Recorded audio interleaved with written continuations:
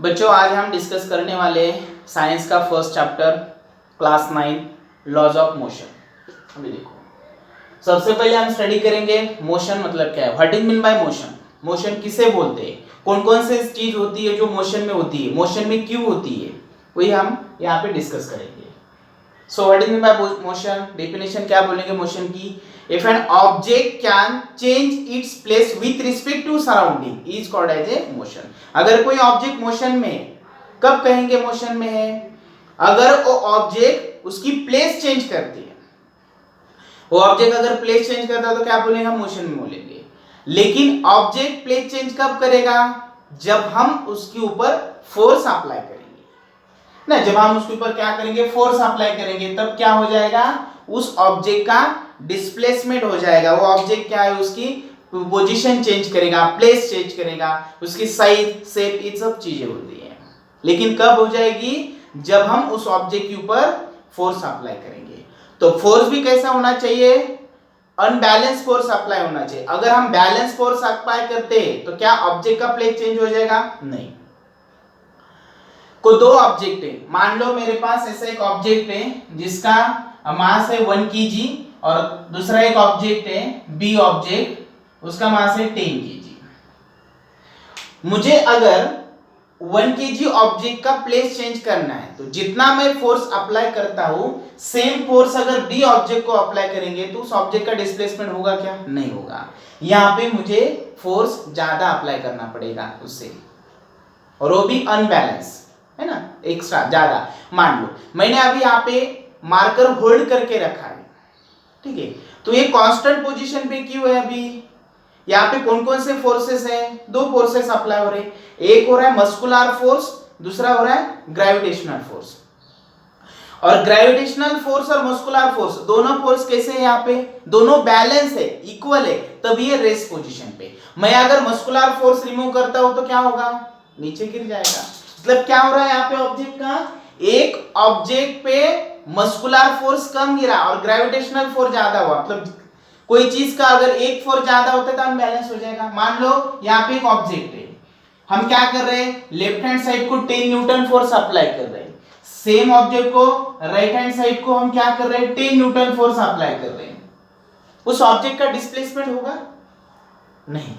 इस ऑब्जेक्ट का डिस्प्लेसमेंट क्यों नहीं होगा, because we are applying the equal force in opposite direction. Opposite direction से फोर्स अप्लाई कर रहे हैं, लेकिन दोनों फोर्स इक्वल है, इसीलिए उस ऑब्जेक्ट का डिस्प्लेसमेंट नहीं होगा, वो प्लेस चेंज नहीं करेगा। क्या करना पड़ेगा, मान लो मैंने यहाँ पे 10 पे जगह पे 15 न्यूटन अप्लाई किया राइट हैंड साइड को, तो उस ऑब्जेक्ट का डिस्प्लेसमेंट कहाँ होगा, राइट हैंड साइड को उसका डिस्प्लेसमेंट हो जाएगा, क्योंकि अनबैलेंस फोर्स कहाँ अप्लाई किया हमने, राइट हैंड साइड को। तब हम बात कर रहे हैं कि मोशन में कब जाता है, if an object can change its place with respect to surrounding is called motion. तो मोशन में जाने के लिए सबसे पहले हमें क्या करना पड़ेगा, उसको फोर्स अप्लाई करना पड़ेगा। फोर्स की क्या है formula, mass into acceleration. F is equal to ma, mass into acceleration. तय मास उस ऑब्जेक्ट का मास, जो भी ऑब्जेक्ट है, ए मतलब एक्सेलरेशन। एक्सेलरेशन किसे बोलते हैं, change in velocity with respect to time is called acceleration. अभी यहाँ पे a इज इक्वल टू क्या बोलेंगे, v minus U with respect to time, मतलब a is equal to v minus U upon t, इसे एक्सेलरेशन बोलते हैं।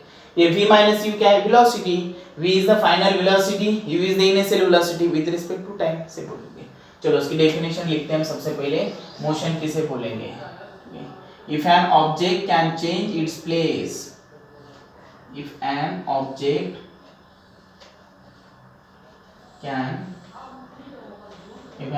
can change its place with respect to surrounding,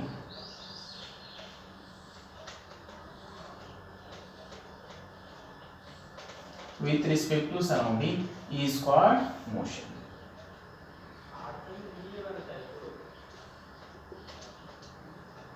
object अगर उसकी प्लेस चेंज करता है, उसकी पोजीशन अगर चेंज करता है, तो हम उसे क्या बोलेंगे, मोशन बोलेंगे। अभी मान लो कि यहाँ पे एक बर्ड एक जगह पे दूसरे जगह पे जा रहा है, तो हम उसे क्या बोलेंगे, मोशन में है बोलेंगे।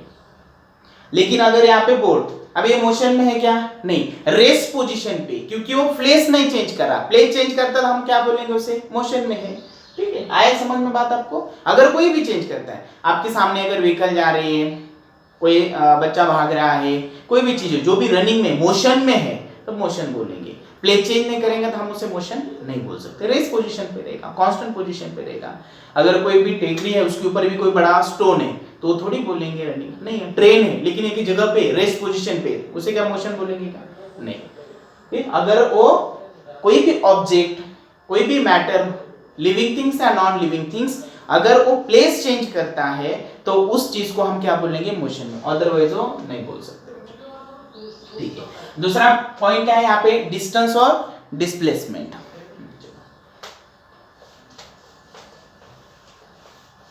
डिस्टेंस क्या है? Distance, if an object, distance किसे बोलेंगे? Actual path followed by an body और एनी ऑब्जेक्ट, एक्चुअल पाथ। और डिस्प्लेसमेंट क्या होता है? शॉर्टेस्ट डिस्टेंस बोलेंगे। Final point minus initial point. चलो एग्जांपल से देखते हैं हम दोनों, बहुत सिंपल कंसेप्ट है डिस्प्लेसमेंट। डिस्प्लेसमेंट का एक एग्जांपल देखते हैं। मान लो अभी ये पॉइंट है ए, नहीं तो एक स्टूडेंट लेते कोई भी, उसका नाम लेंगे हम यहाँ पे। क्या लेते हैं? मान लो एक राम है, एक स्टूडेंट है राम। वो क्या करता है? अपने दोस्त के घर जाता है।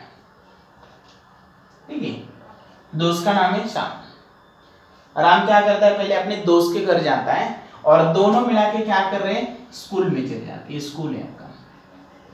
ठीक है, अभी यहाँ पे दो पाथ है स्कूल जाने के लिए। राम को, ये जो घर है राम का, यहाँ पे तो इस डायरेक्शन से जा सकता है, मतलब इस पाथ से जा सकता है। मान लो यहाँ पे एक पाथ है, ठीक है, पाथ है, और सेकंड यहाँ पे ये है सेकंड पाथ, पार्ट 2। पॉइंट का नाम दे रहा हूं मैं यहाँ पे ए बी सी। यहाँ पे पाथ 1 मान लेता हूँ, ये पाथ सेकंड मान लेता हूँ।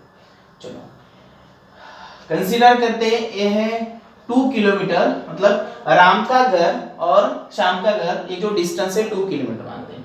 और श्याम से घर से स्कूल का डिस्टेंस मान लेते हैं हम 3 किलोमीटर। टोटल मिला के कितना हुआ यहाँ पे? 5 किलोमीटर। और जो शॉर्टकट है, शॉर्टकट मतलब यहाँ से अगर निकलते, स्कूल से, घर से निकलते थे, ये मानते थे 4 किलोमीटर। अभी यहाँ पे देखो, यहाँ पे डिस्टेंस और डिस्प्लेसमेंट कौन सा है? डिस्टेंस की डेफिनेशन क्या बताया मैंने? Actual path followed by an object. Actual path followed by an object, यहां से ऑब्जेक्ट निकला है। ऑब्जेक्ट मतलब राम पहले कहां चला गया? श्याम के घर। दोनों कहां चले गए? स्कूल में। टोटल उन्होंने डिस्टेंस कवर किया 5, लेकिन ये डिस्टेंस नहीं है, सॉरी ये डिस्प्लेसमेंट नहीं है, डिस्टेंस है। डिस्प्लेसमेंट कौन सा? ए, शॉर्टकट, शॉर्टेस्ट डिस्टेंस बोलेंगे इसे। शॉर्टकट जो हम बोलते हैं ना, 2 रास्ते रहते हैं, शॉर्टकट से चले जाएंगे, ये दूसरा रहता है लॉन्ग कट होता है, तो ये शॉर्टकट को हम डिस्प्लेसमेंट बोलेंगे। It is the minimum distance between 2 point, that is the final minus initial. अभी सी कौन सा पॉइंट है? यहाँ पे फाइनल है, और ए कौन सा है? हमारा इनिशियल है। तो हम डिस्प्लेसमेंट किसे बोलते हैं? फाइनल माइनस इनिशियल बोलेंगे। यहाँ पे डिस्प्लेसमेंट 4 हुआ, 4 किलोमीटर। ये जो पाथ है, पाथ फर्स्ट, ये हुआ डिस्प्लेसमेंट। और ये क्या है? लॉन्गेस्ट पाथ को क्या बोलेंगे हम? डिस्टेंस बोलेंगे। दूसरी एक बात, डिस्टेंस और डिस्प्लेसमेंट में क्या बोल सकते हैं? डिस्प्लेसमेंट में भी 0 पॉजिटिव रह सकता है, नेगेटिव रह सकता है, 0 भी रह सकता है, 0 भी हो सकता है। कैसे 0 बोलेंगे? देखो, मान लो ए पे एक पॉइंट है ए, नहीं तो आप कंसीडर करो ए पॉइंट से एक स्टूडेंट निकला है, मार्केट में गया, ये बी पॉइंट, मान लो यहाँ पे 10 किलोमीटर डिस्टेंस है, फिर से उस मार्केट से रिटर्न आता है, फिर से रिटर्न कहाँ गया? अपने घर आ गया। ए पॉइंट से निकला था, बी चला गया, फिर से बी से फिर से ये आ गया। अभी मुझे बताओ यहाँ पे डिस्टेंस कितना और डिस्प्लेसमेंट कितना? डिस्टेंस कितना होगा? ए पॉइंट से बी तक जाने का 10 किलोमीटर, और फिर से बी से अगर आप ए तक आ गए हो तो 10 किलोमीटर। टोटल हमारा डिस्टेंस कितना हुआ यहाँ पे? डिस्टेंस इज इक्वल टू हुआ 20 किलोमीटर, लेकिन डिस्प्लेसमेंट हुआ 0, क्योंकि दोनों पॉइंट सेम है यहाँ पे।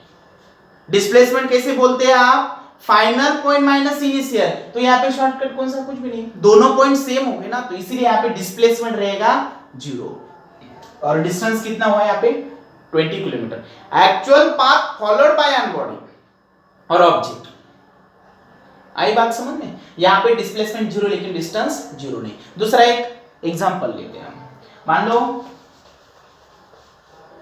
आप क्या कर रहे हो, सवेरे सवेरे मॉर्निंग वॉक पे जा रहे हैं, लेकिन ग्राउंड है ये टोटल ऐसा सर्कुलर है, सर्कुलर शेप में, क्या करेंगे वहां पे सर्कल पूरा कंप्लीट करेंगे। अच्छा नहीं आया क्या, मैं तो छोटा निकालता हूँ, ठीक है। अभी यहाँ पे जो सर्कल है, आप ए पॉइंट है यहां से निकले, ठीक है, एक पूरा सर्कल है, एक पूरा राउंड कंप्लीट किया है, उस सर्कल का रेडियस है मान लो 200 मीटर।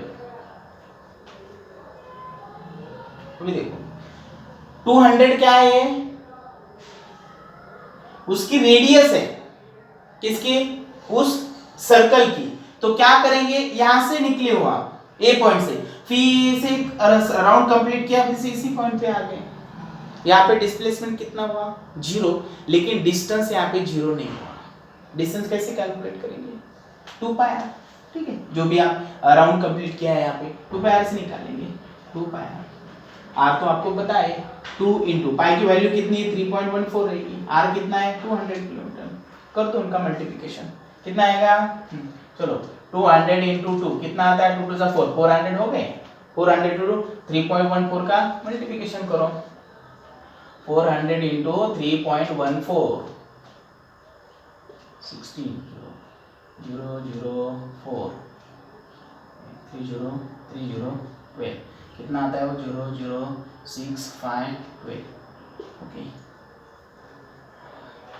1256, ये हुआ उसका डिस्टेंस, ठीक है। आई बात समझ में। यहाँ पे क्या होता है, अगर दोनों पॉइंट सेम होते हैं, ए पॉइंट और बी पॉइंट, मतलब इनिशियल और फाइनल पॉइंट दोनों अगर पॉइंट सेम रहेंगे तो यहाँ पे डिस्प्लेसमेंट 0 होता है, लेकिन डिस्टेंस कभी भी 0 नहीं होगा। अगर उस ऑब्जेक्ट का मोशन होता है, अगर वो ऑब्जेक्ट उसकी पोजीशन चेंज करते हैं, तब कोई तो भी डिस्टेंस कवर हो जाएगा। आए दोनों पॉइंट समझने, डिस्टेंस और डिस्प्लेसमेंट। नेक्स्ट लेक्चर में हम यूनिफॉर्म नॉन यूनिफॉर्म के बारे में बात करेंगे और एसेलेरेशन, ठीक है, ओके।